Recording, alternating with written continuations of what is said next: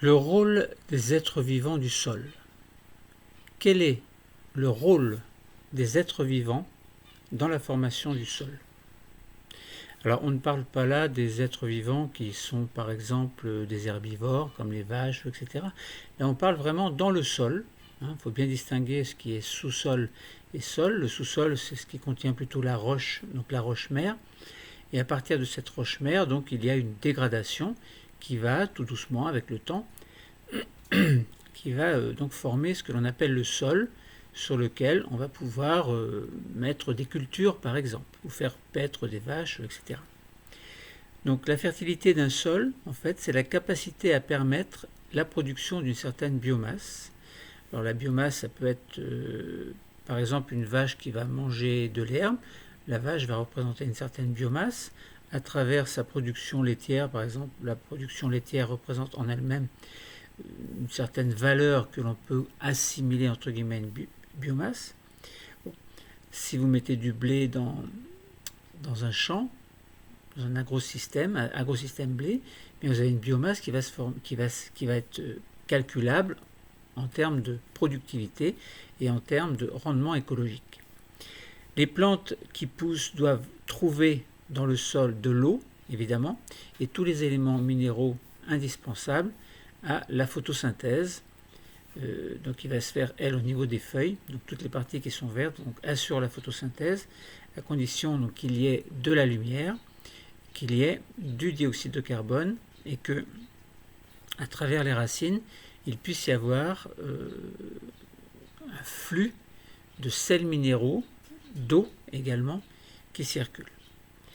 Donc on peut se poser la question, comment ces êtres vivants assurent-ils la formation d'un sol, ou du moins comment est-ce qu'ils contribuent à sa fertilité? Alors nous savons que la biosphère prélève dans les sols des éléments minéraux qui vont participer à la production de biomasse. Ça, c'est une évidence.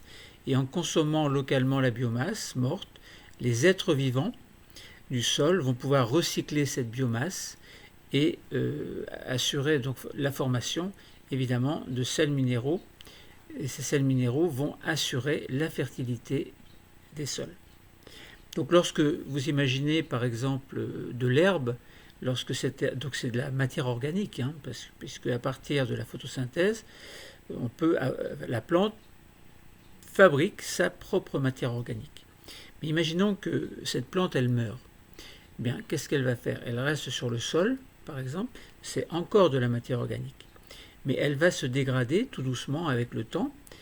Alors, il y a les éléments, il y a les paramètres de la météorologie qui vont intervenir évidemment, les climats vont intervenir, mais des êtres vivants dans le sol, qui sont microscopiques quelquefois, alors pas quelquefois, qui sont toujours microscopiques, enfin, il y en a beaucoup qui sont microscopiques, je veux dire, et il y a les moins microscopiques, ceux que l'on peut voir à l'œil nu, mais qui sont enfoncés, par exemple les vers de terre, tous les acariens, etc. Bon, quand je dis micro-organismes, je parle des bactéries, des champignons microscopiques, voilà, donc les parasites, etc., les petits parasites microscopiques, etc. Bon, bref, il y a tout un ensemble d'êtres vivants dans le sol qui vont faire que ce sol va se transformer. Alors, nous allons essayer de comprendre, voilà, comment ces êtres vivants assurent la fertilité des sols. Alors, nous allons procéder en plusieurs étapes. D'abord, essayer de découvrir la faune du sol. Donc, mais avant de découvrir la faune du sol, il faudrait voir quels sont les constituants du sol. Donc, essayons de comprendre quels sont ces constituants du sol. Ensuite, il faudra étudier évidemment le réseau qui se trouve dans ce sol. Donc on parle de réseau trophique qui est basé sur la consommation des débris. Donc on va voir qu'il y a une certaine faune et microfaune, mais qu'il y a également tout un réseau alimentaire relatif à ces êtres vivants. Donc faune et microfaune, c'est quoi la faune et la microfaune? Bon. c'est quoi le rôle des êtres vivants?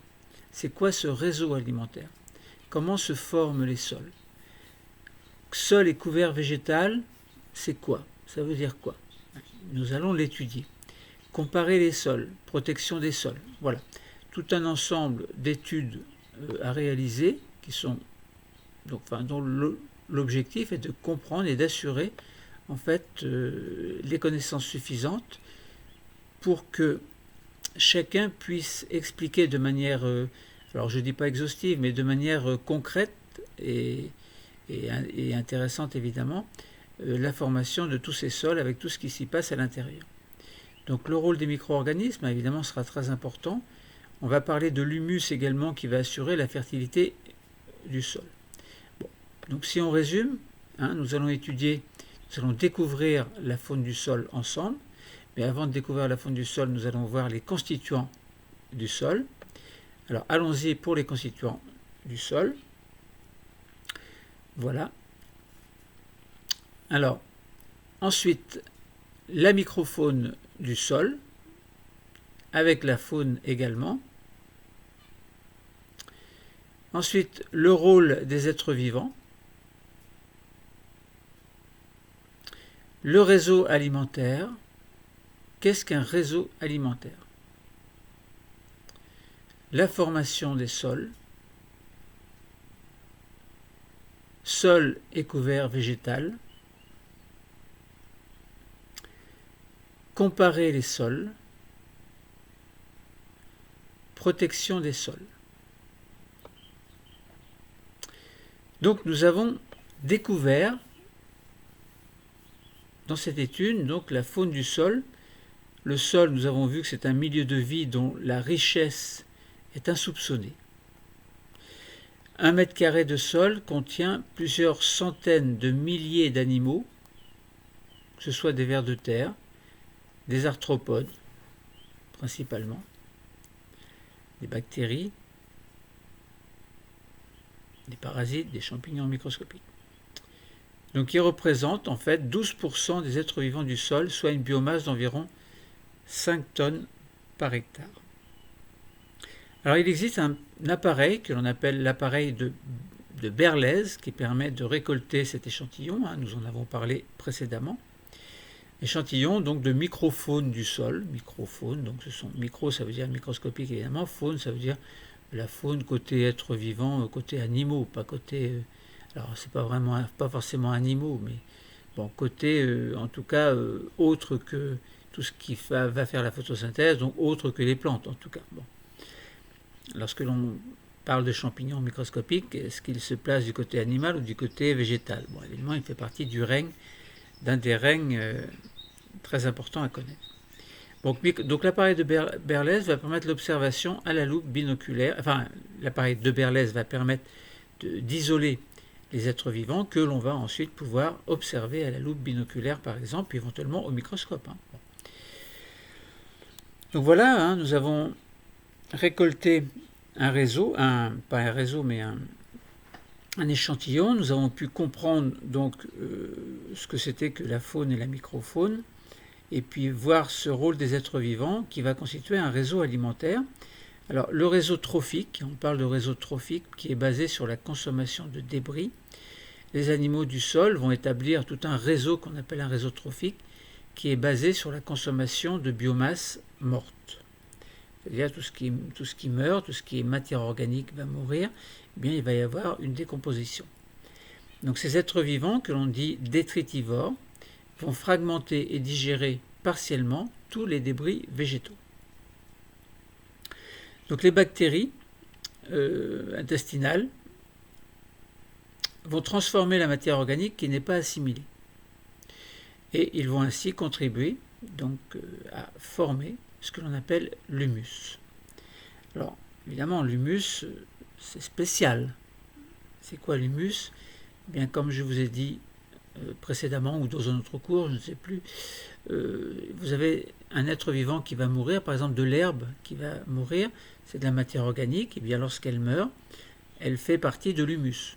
L'humus, c'est de la matière organique qui n'a pas encore été décomposée par les décomposeurs. Alors, donc, parmi ce réseau trophique, on avait parlé donc on avait vu en détail le réseau alimentaire, donc on avait parlé de biomasse morte, et on avait parlé des acariens, des colamboles, des lombrics, donc qui vont manger cette matière, cette biomasse morte, et puis les pseudoscorpions, par exemple, et la lithobie, qui va manger, elle, les acariens, les colamboles, les lombrics. Bon. Les lombrics mangés par la lithobie. La lithobie, elle mangeait les colamboles également. Les pseudoscorpions mangeaient les acariens et les colamboles. Bon, donc on l'avait vu précédemment. Bon, voilà pour ce réseau trophique.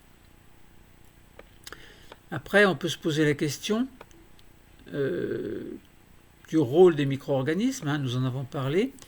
Rôle des micro-organismes dans la formation des sols.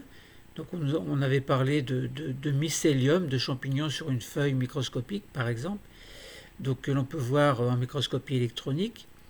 Bon, des images que je vous invite à vous procurer sur internet. Vous pouvez également voir sur internet donc, des bactéries sur une feuille, toujours en microscopie électronique. Et puis vous pouvez essayer de trouver des documents en relation avec la décomposition d'une feuille morte au fil des mois. Et voir donc quelle matière minérale est libérée par les décomposeurs. Bon, nous en avons parlé un petit peu précédemment. La biomasse, donc toujours dans ce rôle des micro-organismes, la biomasse des êtres vivants du sol est à 85% représentée par des bactéries et par des champignons microscopiques. Ce que vous pouvez voir très facilement sur de nombreuses images sur Internet. Donc ces micro-organismes font partie des décomposeurs qui sont capables de dégrader la matière organique morte en la transformant en matière minérale. Donc cette matière organique, ce sont des débris, des excréments d'humus, etc. Donc nous avons bien vu dans les constituants ce que c'était. Donc, donc cette matière minérale est libérée dans le sol sous forme de molécules et d'ions. Alors vous avez des ions NO3-, K+, PO4-3-, CO2, NH4+, H2O, Mg2+, Fe2+, Ca2+, Na2+, SO4-2-. Voilà par exemple pour l'ensemble des ions que vous pouvez trouver. Bon. Ensuite, donc cet humus, qui est plus ou moins en l'état, c'est-à-dire pas tout à fait transformé en matière minérale, eh bien cet humus a un rôle très important car il va assurer la fertilité du sol. Bon. Donc c'est très important. Parmi les animaux du sol, donc, les vers de terre vont assurer le rôle principal important car ils sont capables de mélanger cet humus et les argiles du sol pour former ce que l'on appelle un complexe argilo-humique. Alors on dit quelquefois CAH, donc qui va permettre la rétention de l'eau et des ions. Donc ce complexe argilo-humique a un rôle très important. Donc en effet, il est important que le sol puisse retenir l'eau et que l'eau ne s'écoule pas de manière excessive, entraînant en parallèle les ions. Donc il faut qu'il y ait une certaine stabilité grâce à cette rétention d'eau. Donc ces êtres vivants sont capables de mélanger l'humus et les argiles du sol pour former, je le répète, ce complexe argilo-humique. Donc ce complexe, il va améliorer la structure du sol en formant ce que l'on appelle des grumeaux et ils vont fixer les molécules d'eau et les ions minéraux dont je vous ai fait la liste précédemment. Et donc ces ions, ces molécules d'eau qui vont être disponibles pour les cultures. La décomposition de l'humus va libérer progressivement donc ces ions minéraux, lorsque la transformation va se faire par les décomposeurs, jusqu'à 60 kg d'azote par hectare et par an. Donc ce complexe argilo-humique, il est capable de retenir, donc il a une certaine négativité, donc il va pouvoir attirer des ions positifs. Donc ça veut dire que noyer ce complexe argilo-humique noyé, et ces ions également noyés dans de l'eau, entre guillemets, ce complexe va attirer les ions NH4+, Fe2+, Mg2+, Ca2+, K+, Na+, et va moins se lier aux ions PO4-3-, puisque c'est plutôt négatif. Donc là, voilà, pour comprendre le rôle des êtres vivants dans la fertilité du sol, on a bien identifié certains êtres vivants du sol, et on a pu compléter, donc ce réseau trophique, et puis voir qu'à partir des plantes cultivées, voir qu'à partir du sol en tout cas, lors de la transformation du sol, de l'humus en tout cas en matière minérale, eh bien il y a eu ce complexe argilo-humique fabriqué, et les décomposeurs et les éléments minéraux ont pu avoir donc leur rôle très important à l'intérieur de ce sol pour permettre une certaine rétention d'eau et puis permettre une certaine organisation des ions autour de ce complexe argilo-humique. Donc il existe bien entendu un recyclage de la matière qui favorise la fertilité du sol. Bon. Donc là, concernant le rôle des êtres vivants du sol, on a vu qu'il y avait toute une richesse de la biodiversité, et on a pu montrer le rôle essentiel des êtres vivants dans la formation de l'humus avec ce fameux complexe argilo-humique. Donc c'est un élément fondamental de la fertilité du sol et donc évidemment de la croissance possible et optimale lorsque l'agriculteur par exemple est capable de contrôler, d'optimiser ses cultures, donc la croissance devient optimale. Donc toutes ces notions sont importantes à comprendre, et il faut penser qu'un agrosystème est une gestion. En fait, il y a une certaine gestion, une gestion durable des agrosystèmes. Il ne faut pas que l'état du sol se tarisse d'année en année. Il faut qu'il y ait un certain renouvellement de cette richesse au niveau du sol. Bon. Donc, on a étudié ensemble l'utilisation de l'appareil de Berlez qui permet de recueillir et d'observer à la loupe binoculaire la faune du sol. Donc, et puis on peut compléter les observations par une observation à la loupe binoculaire, observation au microscope éventuellement. Trouver des images intéressantes sur Internet. Il y a un flux très très important chaque jour de données. L'évaluation de la biomasse de cette faune a été comprise également. On pourra comparer ces valeurs avec la valeur de la biomasse des micro-organismes proposée dans divers documents. Alors, la somme des valeurs proposées donne un total de 97% de la biomasse totale du sol. Les 3% restants correspondent au réseau racinaire des plantes, qui est une valeur donnée pour un système correspondant à une prairie en fait. Donc on a vu qu'il y avait un réseau trophique qui permettait de comprendre le rôle de la faune du sol dans la fragmentation de la matière organique morte. Donc ce qui favorise évidemment l'action immédiate des bactéries intestinales, puis l'action ultérieure des micro-organismes du sol. Et la digestion partielle également, donc c'est ce que l'on appelle la formation de l'humus, la biosynthèse entre guillemets. C'est la formation de l'humus qui est très importante, puisque cet humus, grâce à ce complexe argilo-humique, va contribuer à assurer une certaine richesse du sol.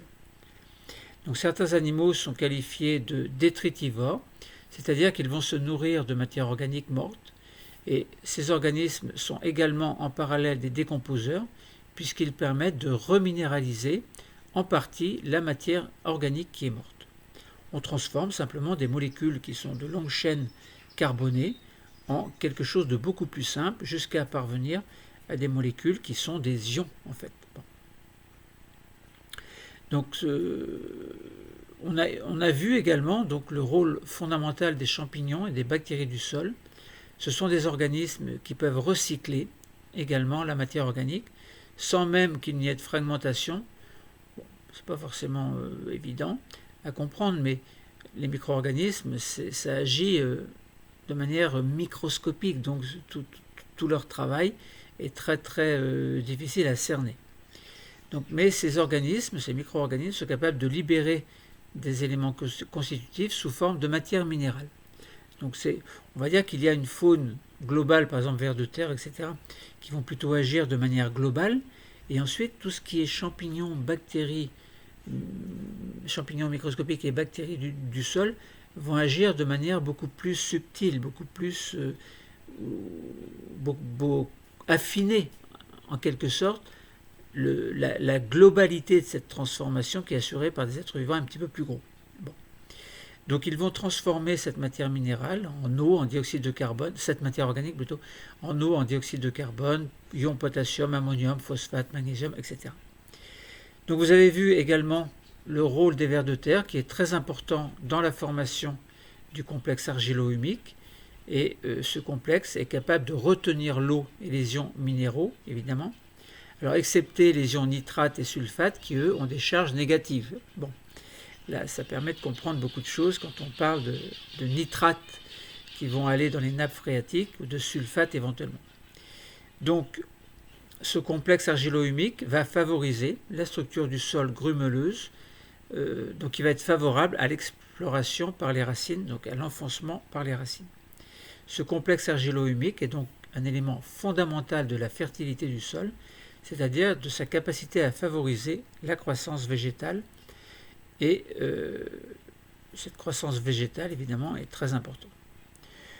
Donc voilà, on ne va pas philosopher pendant 3 heures. On a bien compris que les êtres vivants vont contribuer très largement à assurer la fertilité du sol. Donc vous avez par exemple des plantes cultivées. Eh bien, si on veut renouveler ces agrosystèmes, il faut que le sol soit renouvelé également. Donc ces plantes cultivées vont être recueillies en partie, mais également constituer une certaine biomasse morte qui va être transformée. Vous allez avoir des cadavres d'êtres vivants, plus ou moins gros, qui vont s'ajouter à cette biomasse morte, et puis tous les décomposeurs, tous les êtres vivants du sol vont contribuer à transformer cette biomasse morte qui est plutôt qui correspond plutôt à de l'humus, par exemple. Le complexe argilo-humique va agir de manière importante. Les bactéries et les champignons microscopiques décomposeurs vont transformer cette matière organique en éléments minéraux qui seront à l'état libre, en quelque sorte, et qui vont se retrouver absorbés par les plantes cultivées. Et donc là, on assure un certain cycle, un certain renouvellement. Donc on sait bien que les plantes ont besoin d'eau et de sels minéraux puisés dans le sol pour se développer. Et la vie du sol, notamment celle des lombriques, permet donc la formation de ce complexe argilo-humique en mélangeant la matière organique morte aux argiles. Ce complexe argilo-humique est capable de retenir l'eau du sol ainsi que certains éléments minéraux comme les ions NH4+, Mg2+, Fe2+, Ca2+, etc., qui sont libérés donc par la décomposition. Enfin, certains micro-organismes, les micro-organismes type bactériens et champignons, permettent de décomposer le complexe argilo-humique et donc de libérer dans le sol les éléments minéraux qu'il contenait. Donc là, vous comprenez bien que les lombriques, par exemple les vers de terre, vont mélanger la terre. Et ce mélange va permettre la formation du complexe argilo-humique. Ce complexe va retenir l'eau. Il va retenir certains éléments minéraux également, tous les éléments minéraux positifs, en excluant les éléments minéraux négatifs. Donc, ça veut dire que ce complexe, il retient l'eau et certains éléments minéraux, qui vont être libérés par décomposition. Les micro-organismes, alors qui vont être libérés par décomposition, comment ? Bien, grâce justement à ces micro-organismes type bactériens et champignons qui décomposent ce complexe argilo-humique. Donc ça veut dire que les ions positifs ne sont plus retenus puisque le complexe il est négatif. Il a une charge négative. Donc ça veut dire que ces bactéries et champignons libèrent les ions. Donc les ions se retrouvent libres dans le sol. Et le système racinaire va puiser en fait ces éléments minéraux qui vont servir donc pour assurer la vie de la plante en parallèle à la photosynthèse. Donc ce complexe argilo-humique améliore bien la fertilité du sol et les micro-organismes décomposeurs type bactéries et champignons vont compléter cette action afin que les racines puissent absorber ces éléments minéraux. Bon.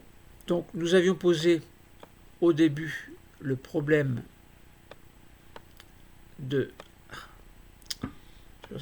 d'ordinateur, de comment les êtres vivants contribuent à la fertilité du sol. Le rôle des êtres vivants du sol est important. La fertilité du sol, on a vu que c'est sa capacité à permettre la production d'une certaine biomasse. Les plantes qui y poussent doivent en effet trouver dans le sol l'eau et les sels minéraux et les éléments minéraux indispensables à leur croissance. Les êtres vivants du sol contribuent bien à la fertilité du sol. Le cours est terminé. Merci.